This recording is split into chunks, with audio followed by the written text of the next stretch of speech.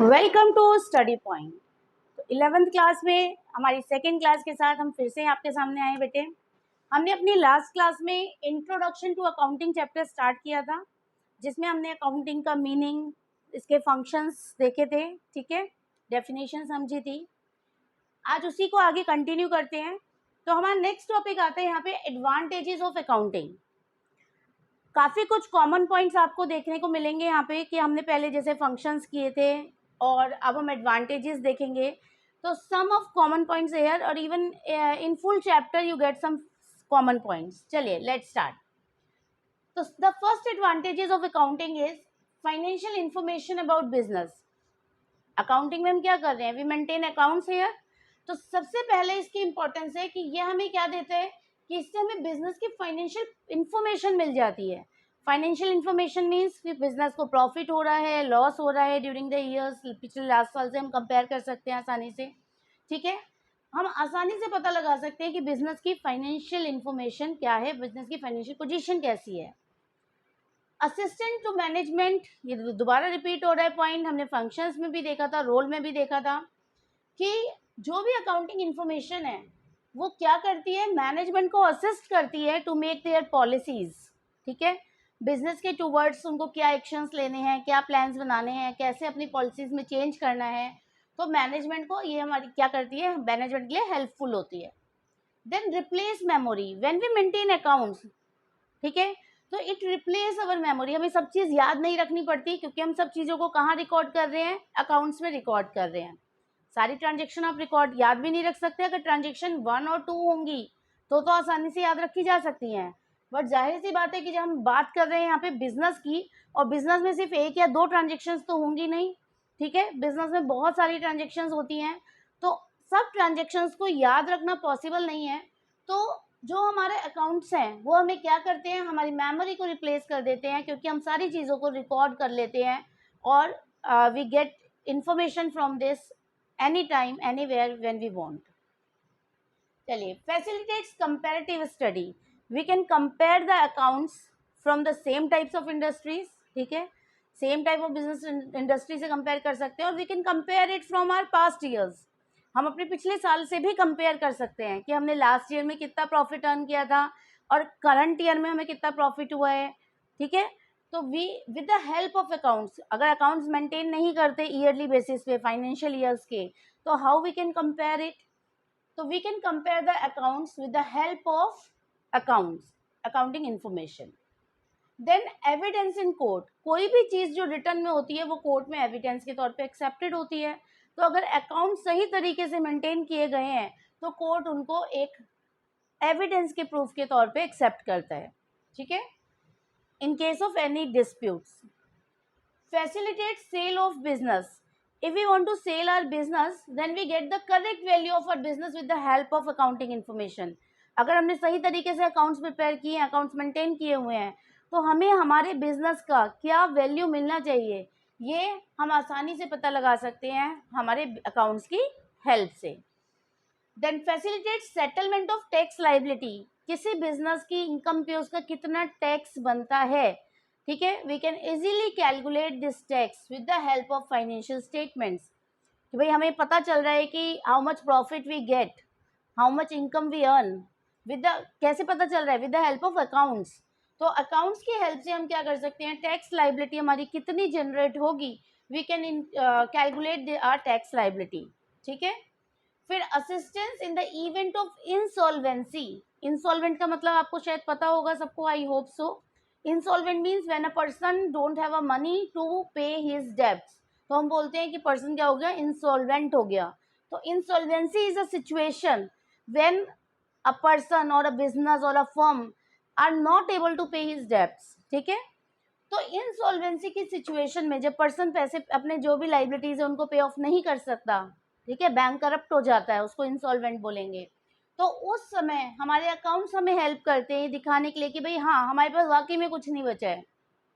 आपने किसी से क्रेडिट पे कुछ लिया है, अब आप कह दो जी मैं तो इंसॉल्वेंट हो गया, आप कैसे प्रूव करोगे कि you don't have any money to pay his debts, with the help of accounts. तो सेम बात फर्म के लिए भी लागू होती है कि अगर आपकी इंसॉल्वेंसी पोजीशन आ गई है किसी फर्म की और वो अपने लाइबिलिटीज़ को पे ऑफ नहीं कर सकता, तो अकाउंट्स आपकी हेल्प करते हैं इस बात को प्रूव करने में कि you are really in a position of insolvency. ठीक है। फिर helpful in partnership account, partners आपको पता ही होगा, when two or more persons are agree to run some business activity is called partnership business. तो at the time of admission of a new partner or a retirement, at the time of retirement, dissolution या किसी partner की death होते समय हमें क्या करना पड़ता है, अकाउंट्स को मेंटेन करना पड़ेगा, उनके बीच में जो भी सेटलमेंट्स करने हैं वो करने पड़ेंगे। तो उन सेटलमेंट्स में हमारी जो अकाउंटिंग इन्फॉर्मेशन होती है, जो हमारे अकाउंट्स होते हैं, वो क्या करते हैं, हेल्पफुल होते हैं। ठीक है। फिर helpful in decision making, if we want to take some decisions for our business, अगर हमें कोई भी डिसीजंस लेने हैं तो हमें उसमें हमारे अकाउंट्स क्या करते हैं, हेल्प करते हैं। मान लीजिए हमें प्रॉफिट नहीं हो रहा है कई सालों से, या अच्छा प्रॉफिट नहीं हो रहा जितना हम एक्सपेक्ट कर रहे थे, तो उस कंडीशन में हम with the help of accounting information decisions ले सकते हैं कि what we do to increase our profit. अब प्रॉफिट कम हो रहा है या ज़्यादा हो रहा है, ये कैसे पता लगा, with the help of accounts. ठीक है। अगर मैं कुछ मेंटेन ही ना करूँ तो मुझे क्या पता मैंने पिछले साल कितना कमाया था, इस साल कितना अर्न कर रही हूँ। ठीक है। तो हमें डिसीजन मेकिंग में हमारे अकाउंट्स क्या करते हैं, हेल्पफुल होते हैं। तो I hope the advantages of accounting are very much clear to you all. चलिए आगे बढ़ते हैं। इसके बाद आते हैं, अगर अकाउंट्स की कुछ एडवांटेजेस हैं तो there are certain limitations also. Limitation पे बहुत बार क्वेश्चन पूछा जाता है बेटे एग्जाम में। ठीक है। तो अच्छे से करने आपको एडवांटेजेस और लिमिटेशन पे बेस्ड एक क्वेश्चन आता ही है थ्योरेटिकल चैप्टर से आपकी बात करें तो the first point is accounting is not fully exact. Accounting हमेशा, हम ये नहीं कह सकते भाई हमेशा सही ही होगा, कभी भी फुली एग्जैक्ट नहीं होता। क्यों? जैसे सपोज एक अजम्पशन है, गोइंग कंसर्न अजम्पशन। तो गोइंग कंसर्न अजम्पशन कहती है, अभी हम पढ़ेंगे आगे के चैप्टर्स में अपने, वो अजम्पशन बोलती है कि business can run for a foreseeable period, कि एक लंबे ड्यूरेशन तक बिजनेस चलेगा। बट जरूरी तो नहीं है जितना टाइम आप सोचो कि लॉन्ग ड्यूरेशन तक चलेगा उतना टाइम चल जाए। तो हम अकाउंट्स मेंटेन करते हैं उस अजम्पशन को ध्यान में रख के। ठीक है। या हमारी एक होता है हिस्टोरिकल कॉस्ट कंसेप्ट।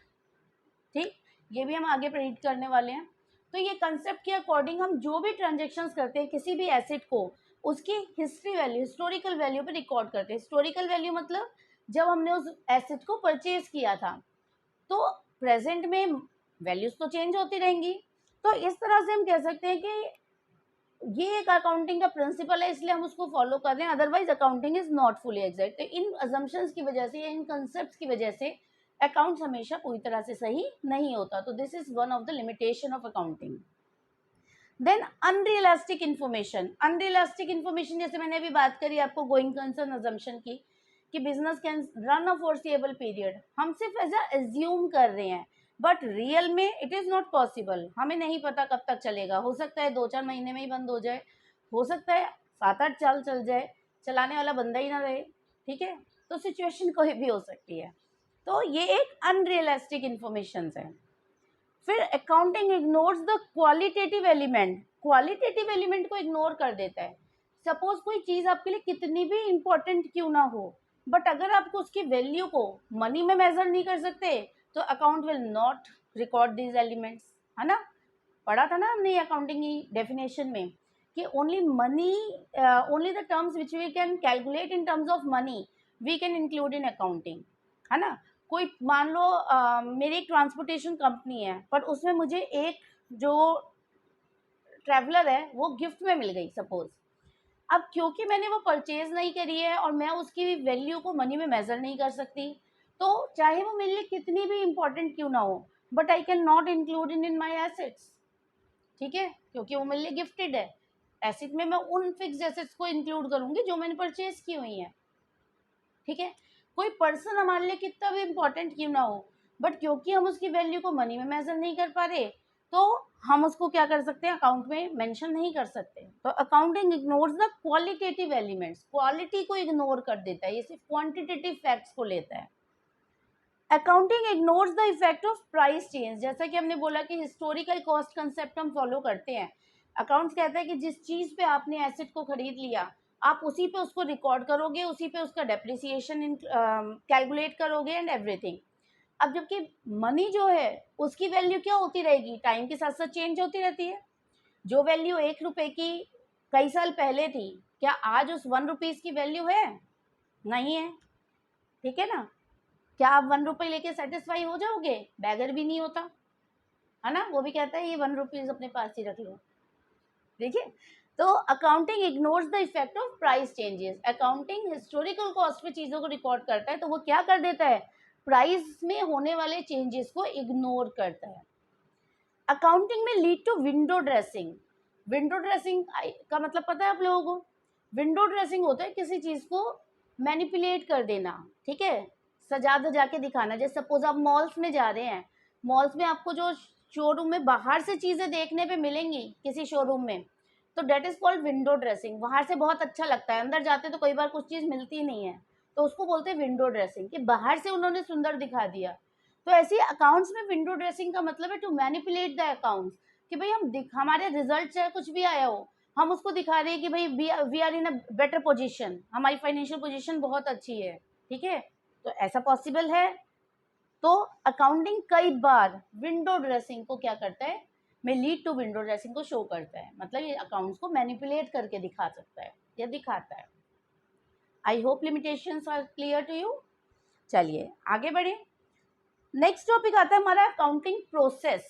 देखो, प्रोसेस बहुत इंपॉर्टेंट है अपने आप में, और प्रोसेस आसान भी बहुत है। Why it is easy, because it just like a definition. हमने डेफिनेशन में भी पढ़ी है एक्चुअल में प्रोसेस, और मैंने जब डेफिनेशन आपको पढ़ाई थी तो मैंने उसमें हमें बताया था कि यही हमारी अकाउंटिंग प्रोसेस भी होगी।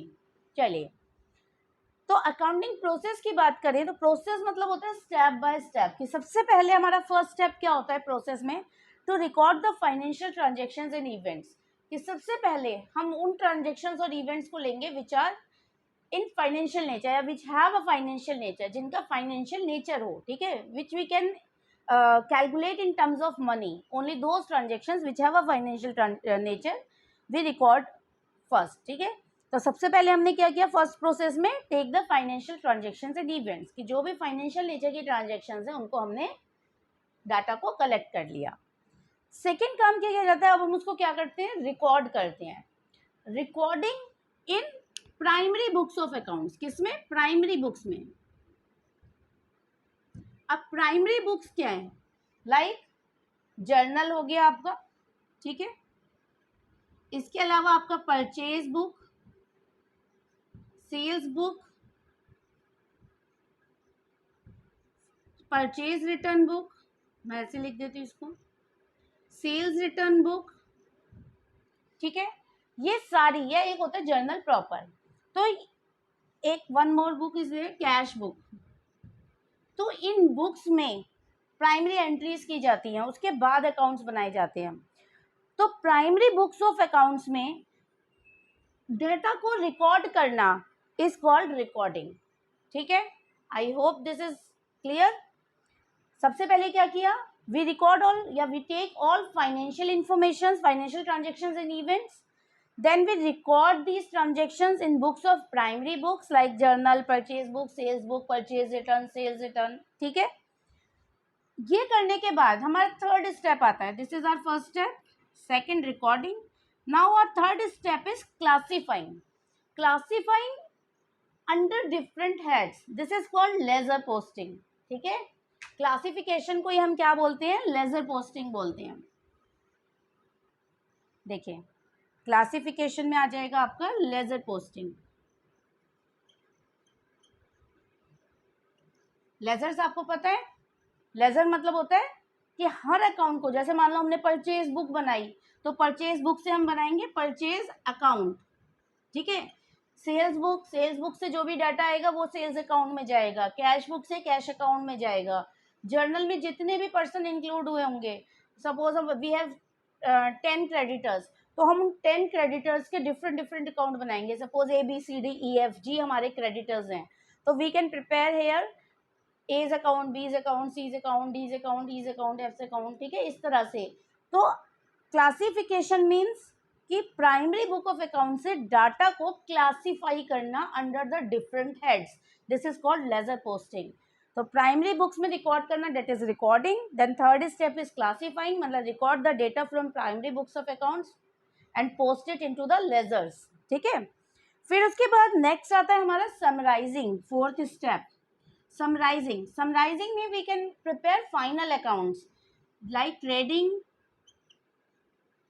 Profit and loss account and balance sheet. ठीक है. ये आते हैं हमारे समराइजिंग के अंदर. समराइजिंग में अब हम लेजर से डाटा को कहाँ डालेंगे? फाइनल अकाउंट्स में. ठीक है. उसको समराइज कर देंगे. टैली भी इवन इसी में इंक्लूड होता है कि हम डाटा को लेजर से टैली में डालेंगे, टैली से हम फिर trading, P&L and balance sheet prepare करेंगे, जिससे हमें अपनी फाइनेंशियल पोजीशन, अपने प्रॉफिट लॉस, इसके बारे में हमें पता चल जाएगा. Gross profit, net profit, then financial status, मतलब एसेट्स एंड लायबिलिटीज. तो this is called summarising.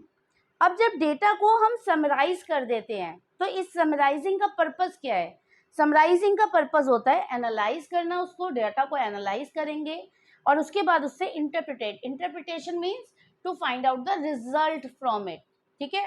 Result means कि भाई मुझे profit and loss trading account से ग्रॉस प्रॉफिट हुआ या लॉस हुआ, फिर प्रॉफिट एंड लॉस अकाउंट से मैं कंक्लूड करूंगी कि भाई we get net profit, we are in position to get profit और लॉस, और बैलेंस शीट से हमें पता चलेगा हमारी फाइनेंशियल पोजीशन. ठीक है.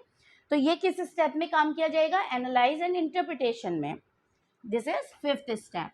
और when we conclude the result from our final accounts, analyse and interpretation से जो भी हमें रिजल्ट मिलेगा, जो भी इंफॉर्मेशन हमें मिलेगी, in our last step we communicate this information to the users. This is our sixth step. I hope the process is very much clear to you all.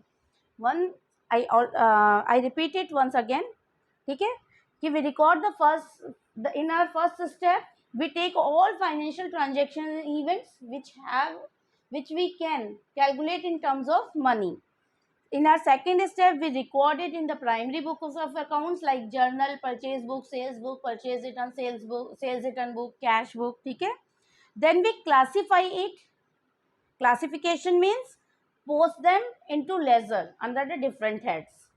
Then summarize it. Summarize means to distribute this data to prepare final accounts. ठीक है. And to find out in our fifth step, find out the result from it. And in our sixth step, communicate the information to the users of accounting information. ठीक है. चलिए बेटे, I hope कि आपको ये आज के हमारे पॉइंट समझ आए होंगे. अभी इस चैप्टर में हमारा जो चैप्टर नंबर 1 है, that is introduction to accounting, में कुछ कंसेप्ट्स और बाकी हैं.